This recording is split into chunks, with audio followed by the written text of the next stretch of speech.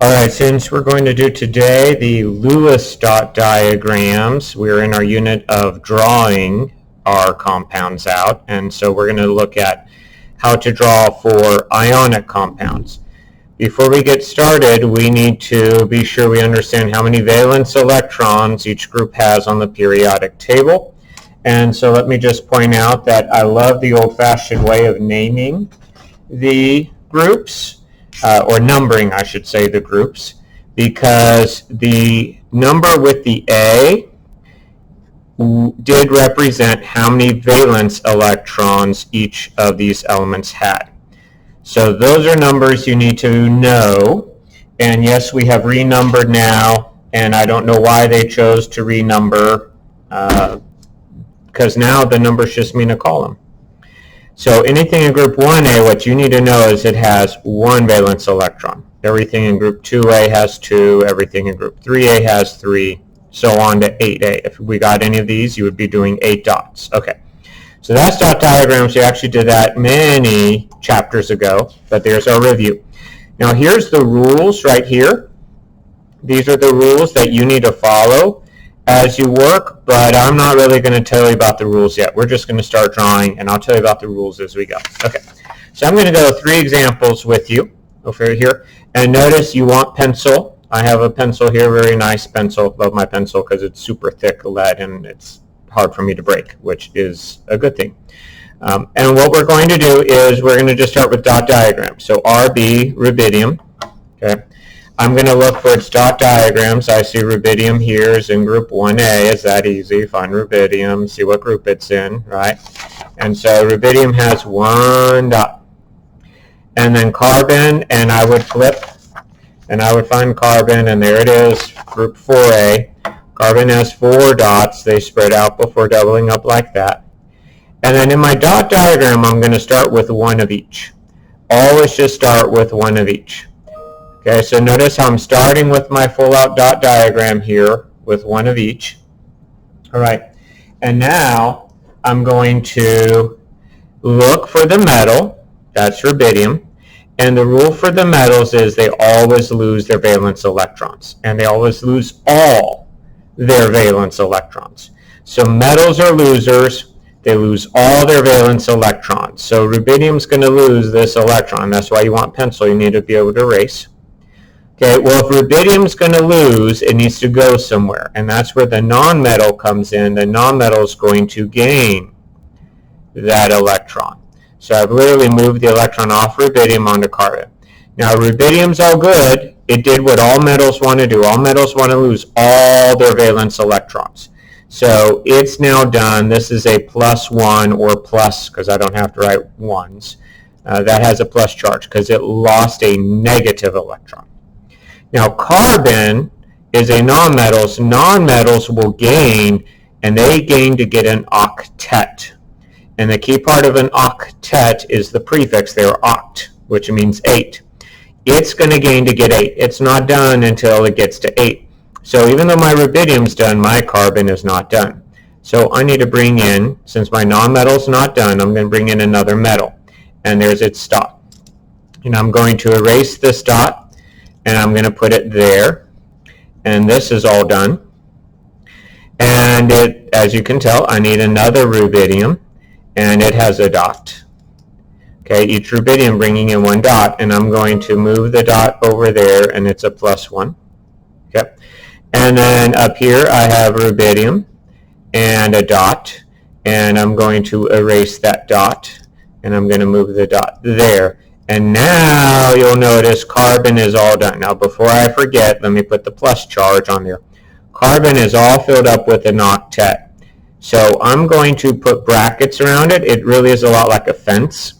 It shows that all those electrons only belong to carbon. There's no sharing on this. They're not sharing. It is a complete transfer. So all those electrons, those 8 electrons around the carbon only.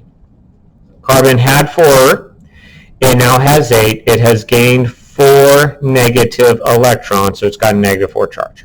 All right, So you're going to just use the dot diagrams to draw a picture until it all works out to zero out the whole compound, which is the metals lose all their valence electrons, the nonmetals gain to get 8. If you do that and you do that well, you can never go wrong. That's the way it works out.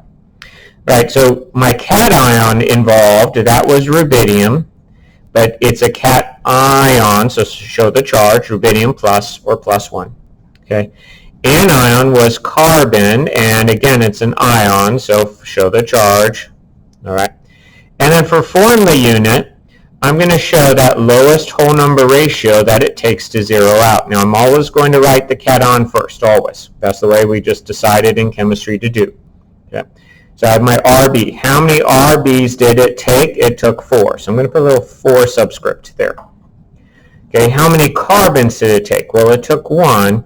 And you know what? We don't normally write 1s. So most of the time, like, you would never see a 1 there if you look it up or anything. So I'm just going to leave it like that. All right, so that's how this works. That's the rules. Let's do 2 more practice problems, and then I'll let you get to the work. Let's start off with some germanium and some selenium. And again, I would go to the front and I would see germanium is here, it's a 4. Selenium is here, it's a 6. So germanium was a 4. Selenium was a 6.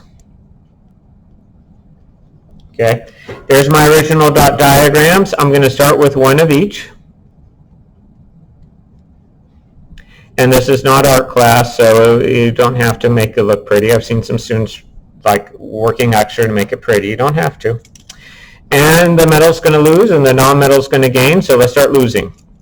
Germanium loses that one. Well, that doesn't fix anything.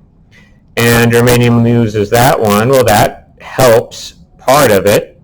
Selenium has gained 2. It's got an octet, but poor old germanium's not there yet. What do I do? Well, if I have my metal is not ready yet, so I need to bring in more non-metal. So here I am bringing in my non-metal. And the metal's going to lose.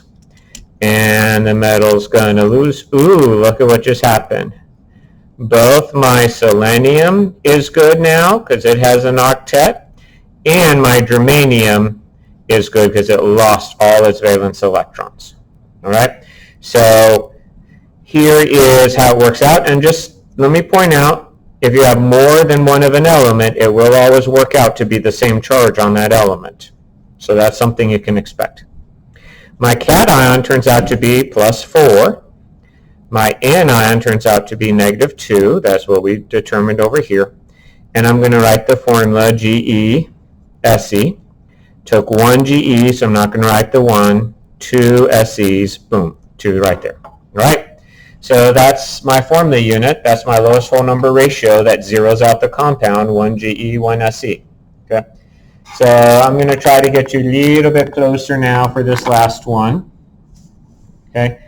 I picked one that I felt was super fun. And if it's any foreshadowing, yes, I gave you a much larger space to draw in. I wonder why. We'll find out, right? Okay, so let's just get started. MC is my metal. AS is my non-metal. I need to find them. Okay, so MC's a 5. And AS, I'm also looking for AS. Check this out. AS is also a 5, so they're both 5. So that should make it super fast and easy, right? Well, let's find out. Never take it as an assumption. Just work it out. If you follow these steps, you can never go wrong. Okay, so I'm going to start with one of each. MC with 5 dots. AS with 5 dots. And I know MC is the metal, and it's going to lose, so let's just start some losing. Put a dot there. Erase a dot, put a dot there. Erase a dot, put a dot there. Ooh, this arsenic's all good. Now I transferred over 3, it gained 3, so it's a negative 3. But my MC is not good, so I need some more arsenic. Okay, so let's bring in some more arsenic. And arsenic is a 5. So I'm going to, let me jump ahead, I'm going to erase 2 there and transfer 2. Ooh, now my MC is all good. It started with 5, it has none, it's a plus 5 now. but this AS is not good. Well, if my AS is not good, my nonmetal is not good, I need some more metal. So here's another metal, and I'm just going to erase and transfer. Ooh, and now this AS is all good. But my metal's not good. If my metal's not good, let me bring in some more nonmetal. And I'm going to erase and move, and I'm going to erase, and I'm going to move, and I'm going to erase, and I'm going to move. Ooh, arsenic's all good. It's a -3 now. All right, but my metal's not good, so I'm going to bring in some more arsenic. And so I'm going to erase, and I'm going to transfer. Ooh, metal's all good. It's 5, but this is not good yet. Okay, let's bring in some, my non-metal's not good. Let's bring in some more metal. Okay, so I'm going to erase and transfer. I'm going to erase and transfer. Ooh, this non-metal is all good, but my metal's not good, so let me bring in another non-metal. Okay. And I'm going to erase and transfer. And ooh, check that out. I'm going to erase and transfer. And my metal is, sorry, my non-metal's all good, and my metal's all good. Yay, we did it. Okay. There is no such thing as one that would be infinite. So it will always work out eventually. I specifically chose one to show you like it does eventually work out. Most of them are not this fun. But anyway, cation MC plus 5, anion AS -3.